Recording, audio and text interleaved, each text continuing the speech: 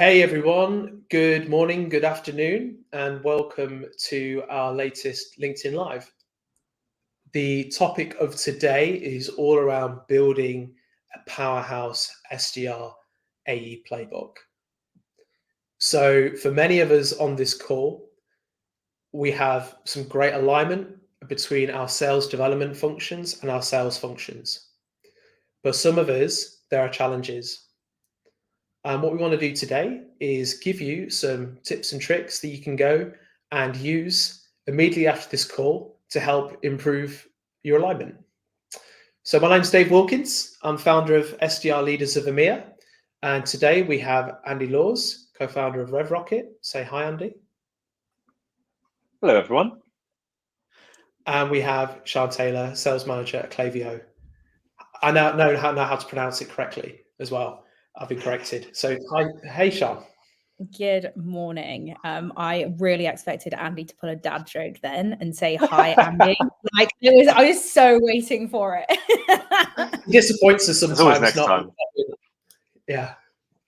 So as you can see, we've got a QR code here. If you want to come and join our community, you love the content, just scan the QR code. And we'd love to have you as part of our 1,700 member SDR leadership community now in EMEA. It's crazy, and we have a lot of fun, and we also meet up in real life as well. So sign up. So let's kick off. Sian, we'll start with you.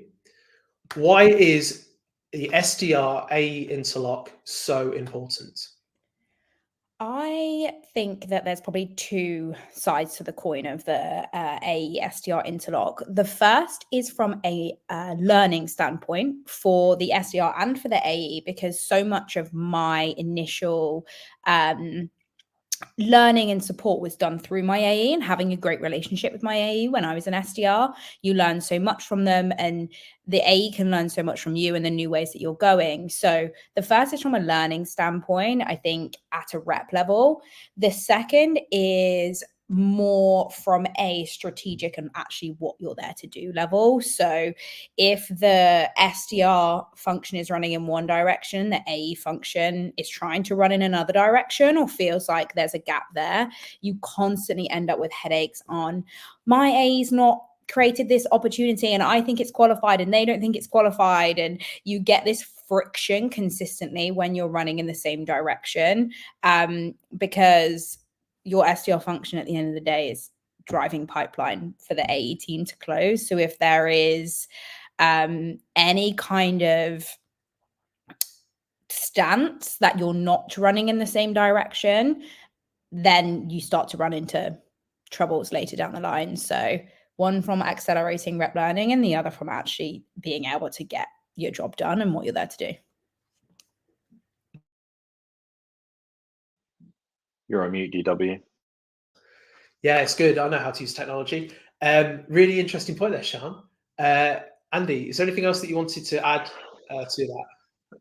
Not especially. I joked with you yesterday that it's no pipeline, no party, right? So, if you don't have efficiencies and total alignment between your SDRs and your AEs, you aren't going to be generating pipeline and you aren't going to be growing the business. So getting this relationship right, making it scalable, making it consistent is really one of the core things to unlock as an organization to help with growth.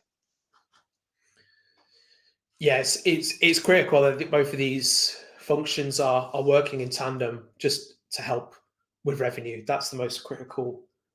The point of us all being here is about generating revenue and closing revenue.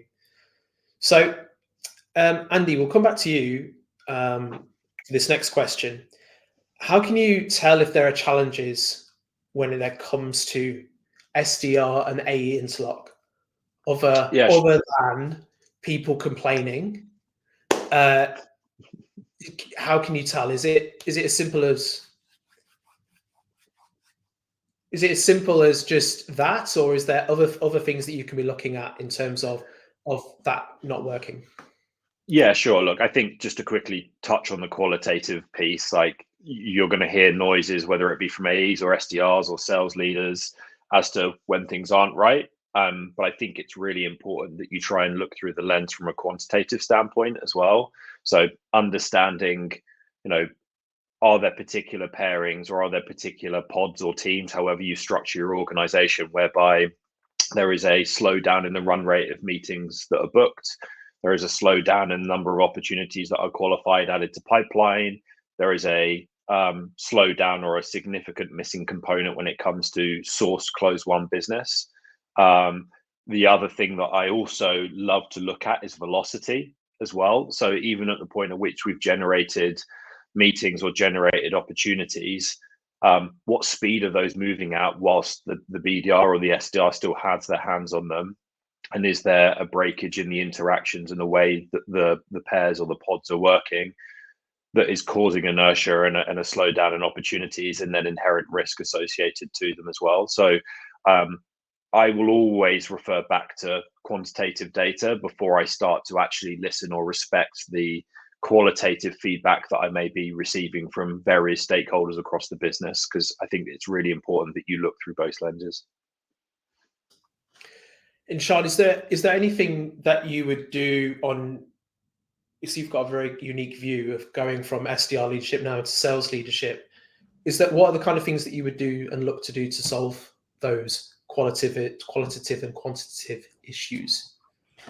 I think the looking to the numbers will first give you a basis with which to form a conversation with the team. So I'm with Andy. I always look to what the data is saying to see where you can kind of found your argument on. But ultimately, where I have seen this breakdown happen most is when the A's and the BDRs don't have a clear understanding of what is expected of each of them.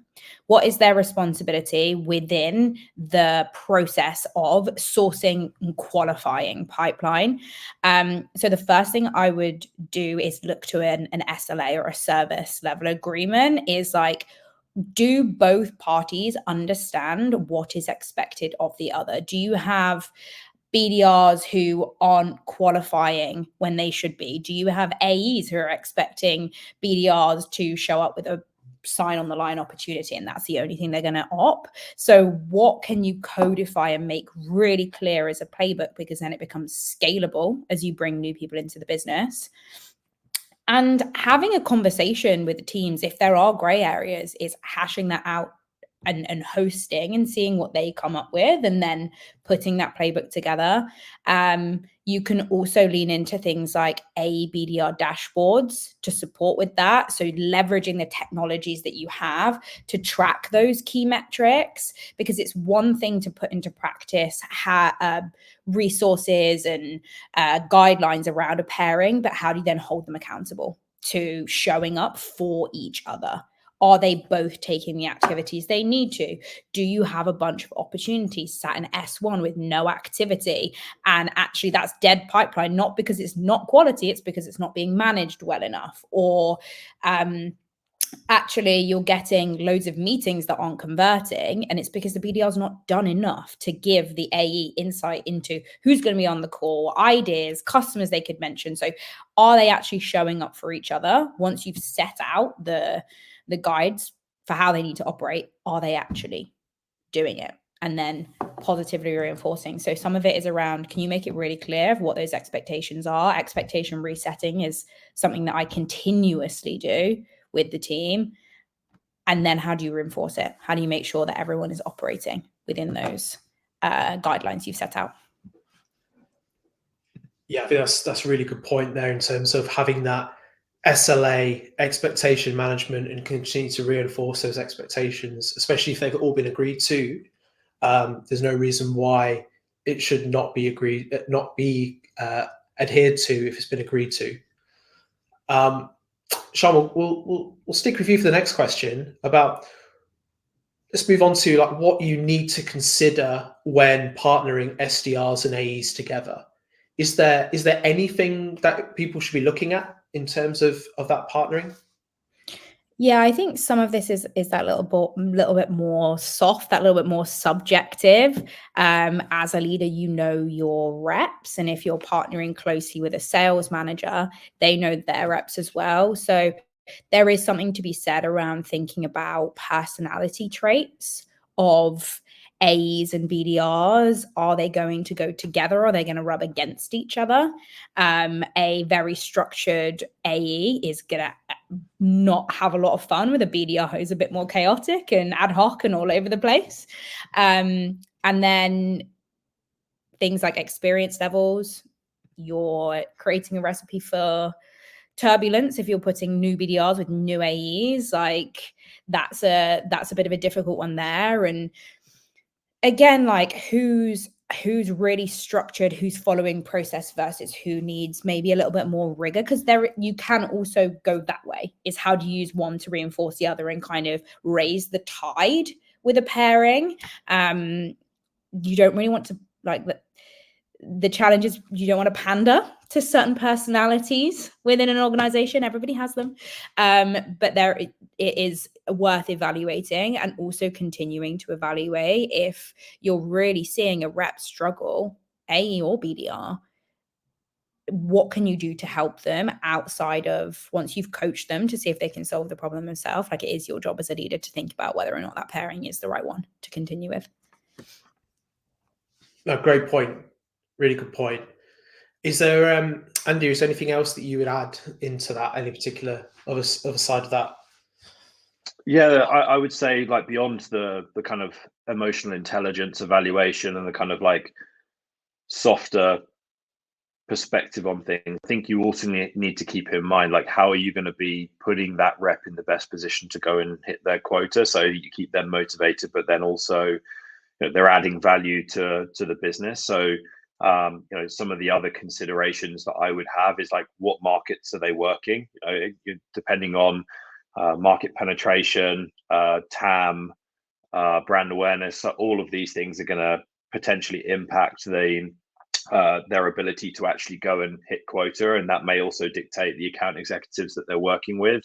I think also understanding, like, what are the pipeline or the potential opportunity sizes, like if you're quantifying with a dollar value or whatever it might be, rather than comping on meetings booked. I think that's important. If they've got like an ACV component to their quota, that you don't just have them working solely SMB and then getting them absolutely nowhere near their quota, and making sure that you can obviously mix up and get them across mid-market or enterprise or whoever it is that you structure your organization to put them in a good position. And then I think the other thing is understanding, and this kind of goes back to what Sian was talking to, is like, what's the receptiveness of the account executive when it comes to putting things in pipeline? And I think we've all had experiences of working with or having account executives in our organization who just love to flood their pipeline and let the cream rise to the top over time. And that's obviously every SDR, BDR's dream. But we also have the other end of the spectrum, whereby actually people love to have a squeaky clean pipeline and probably not enough pipeline, and then it always feels like a bit of a struggle to get things in. And you know, sometimes actually those people are amazing at giving you the coaching and the development that's required, because they often come with additional rigor and structure. But when it comes to actually hitting your quota and making some money, they're obviously not ideal to be working with. So yeah, there's some other considerations that I would always have when thinking about who am I going to be partnering SDRs with. A really great point. And for those of you that are maybe just listening to this on when you're working or going out for a walk, please stick around until the end, because Andy has he's told us a giveaway to give out to the those of you watching here. So a little bit of a teaser there for you to stick around to see what he wants to say on that. So let's move on to another question, which is about the steps that you take to ensure that there's a strong alignment. We've spoken about pieces of this already, but it'd be really great to know, is there any kind of steps that you take maybe as an SDR leader to really ensure that alignment is rock solid? And whoever wants to come off mute first can be the one that answers first. Go on, Sian.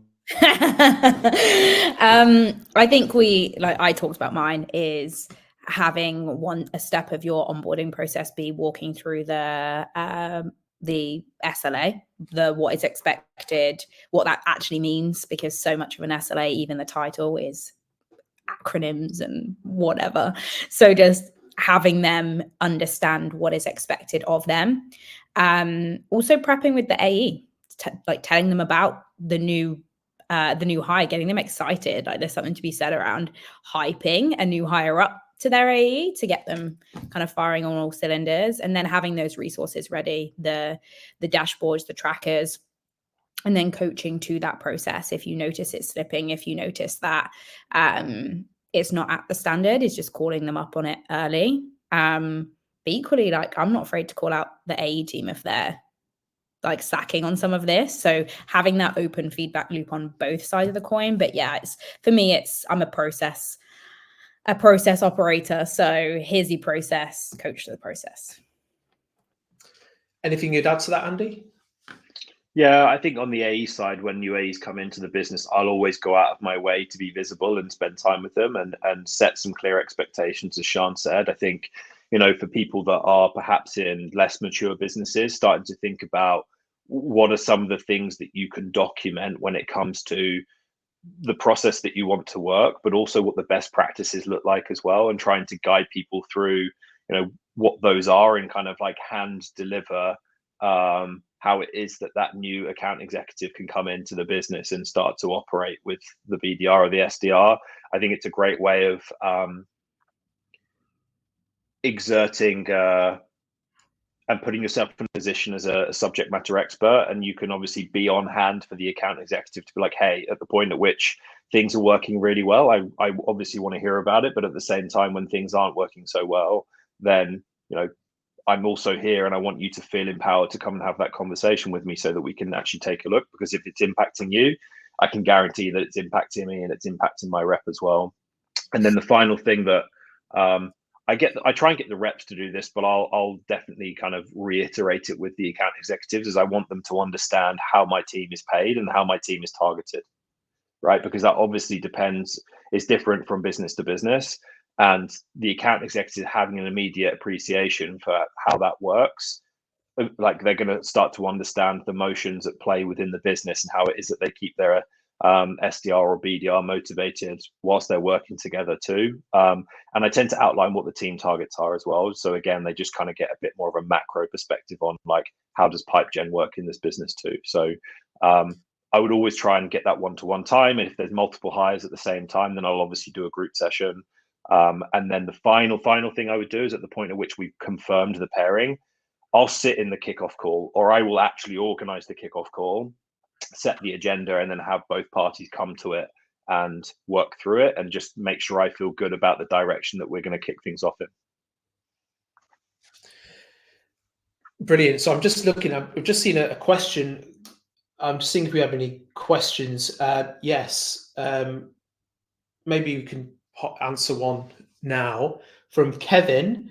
Do any of you use tools like Lattice to keep meeting notes from AEs and SDRs one-to-ones?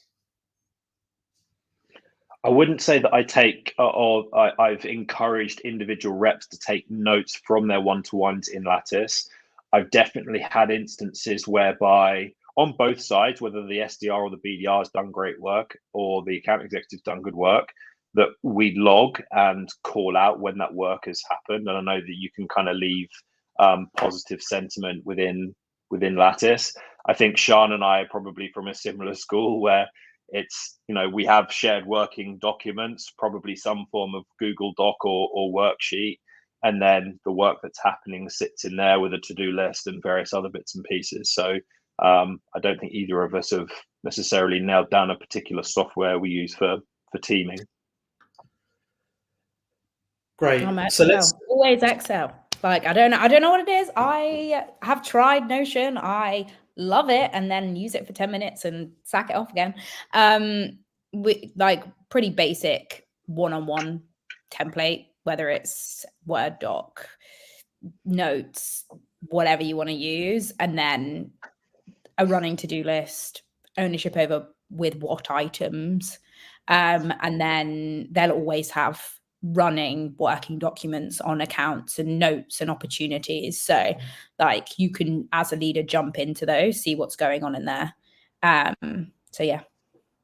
I've seen a handful of pairings use things like Trello and Monday.com as well, but like they're fairly isolated examples of perhaps some alternative ways that people are tracking and teaming.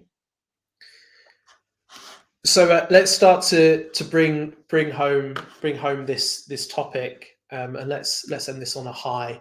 So, what are some of the examples that you've seen as leaders here of this alignment working well?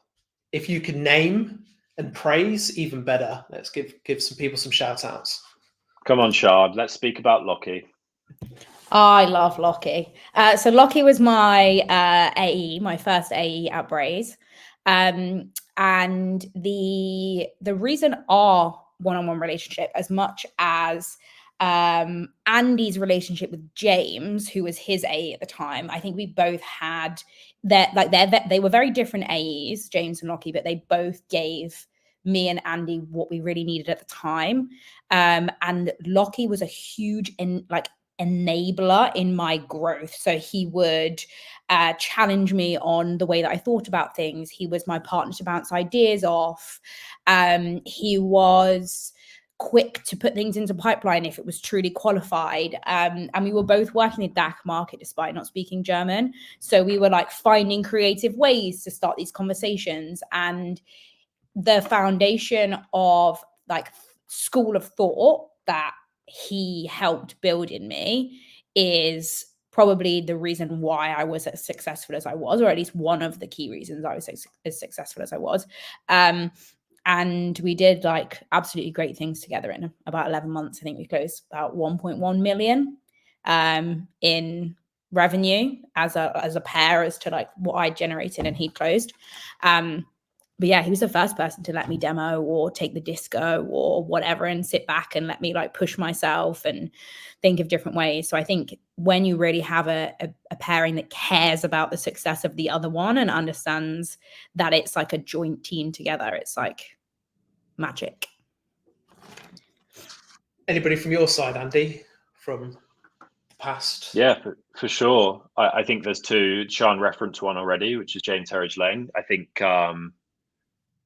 the thing that stood out in my partnership with James was like, to Sian's point, he really cared about me as an individual, and took the time to actually get to know me and understand what made me tick and what I was about, and also gave me the time that I needed to wrap my head around what were some very complex global accounts. And not every account executive is prepared to do that, but he was really invested in my development with a view that if he could instill that knowledge in me, it was then ultimately going to deliver results. And in a similar fashion to Sian, we generated a fairly sizable amount of business in one or two really global accounts, which I'm really proud of. And then the other one I would say is Jace Buckley. So Jace actually transitioned out of the military as a strategic advisor for the chief of staff. Incredibly smart individual, very structured in the way that he approached things, and some of the systems and processes that he brought into our relationship 4.5, 5 years ago are still standing as standard best practices within Braze as a global organization of however many 1,000 people now, which gives you an indication to the work that he and I did. But yeah, like the way he mapped out his territory, the way that we evaluated where the high priority TAM was, and how it was that we partnered with one another with a heightened degree of specificity was, honestly game changing for me, and is what I've put into my reps and into the rest of the organization whilst I was at Braze. Brilliant. So let's wrap this up. Let's give you 60 seconds each.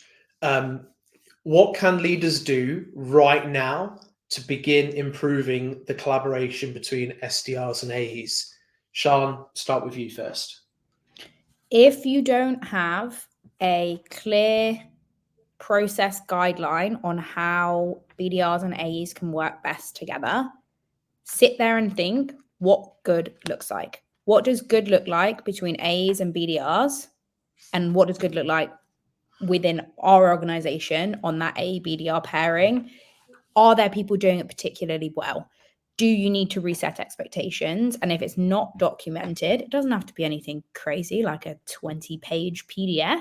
Just what is the AE going to own? What is the BDR going to own? And why are we running in the same direction together to make sure that everybody is on the same page and understands how each other operates, what they're there to do, and how they can win together, because it is a team sport. It's not SDR, AE winning separately. It is so much a team sport. So if you don't have that, think about what you might want to include and start to flesh it out with either what's going on or what good looks like and how you need to get there. Love it. Andy, what about you? What's your takeaway for the group here today? I think for those that know me, unsurprisingly, it revolves around data. So I think if you don't yet have some form of dashboard or data view that evaluates the efficiencies and productivities of pairings, I think you need to start looking at that. So, look at the number of meetings, opportunities in close one that is generated by pairings. Look at the velocity, so the speed at which opportunities are in specific stages, again, between the pairings. Look at the coverage of accounts between pairings, and if there is account tiering, so you've got account 1, 2, 3 or ABC, understand which of those accounts are being worked by the BDR and which of those are being worked by the account executive. Again, like, you don't want a position where the BDR is working only C and D accounts, so getting a handle on that. So I think there's a whole load of stuff there that you can start to dig into and get an educated view on, so that it will probably validate some of what you're putting together on Sian's side around what does good look like and what do those best practices look like. But yeah, get yourself a nice shiny new dashboard would be my advice. Nice one. So we're gonna start. We've got one more thing we wanted to say, and then if we have some time left for questions, we'll try and get them answered as concisely as possible. But Andy, you actually have written a guide for this. I have, and it's fairly simple. I think it's definitely covering some of what we've discussed today, and we'll give you an idea of some of the frameworks and considerations that you have. What I would say is, one of the big takeaways of being part of this community is just how much you can learn from one another, and I've definitely learned a huge amount in a very short period of time from various people across the community with different levels of experience. And yeah, like, one way I kind of want to pay it back is to give the people that are on this call the opportunity to maybe go and take a look and get some inspiration from what I've put together. So DW, if you haven't already, you can obviously share the link to my AE/BDR Secrets ebook, and you're more than welcome to go and download that for free. So we've got a discount code of SDR Leader, and you'll be able to go and download it for £0 and 0 pence. I can't post it. LinkedIn won't let me do it. Oh no. So I'd say what do we need to do? Do we need to try and find another way of getting it to people? Yeah, I think if we after this, we'll put it in the comments section of this of the LinkedIn Live, and then people can just come to it when in a few minutes. Okay, cool. Great. This is the last call for people if they have any questions. There's been a really, really good collaboration going on in the chat. I see we've got Squirro, a Gen IA software that we integrate into our CRM that helps you derive insights on which accounts are best to tackle and where the opportunities might be hidden. So I've learned something new there. Thank you, Victoria. With that being said, if there's no questions, we'll wrap up there. So, hey, thank you ever so much, everyone, for taking time out to come and be a part of our LinkedIn Live. We hope that you've taken some value and some tips out of this session for you to go out and really help improve on the SDR interlock. So thank you so much, and goodbye for now. Thanks, everyone.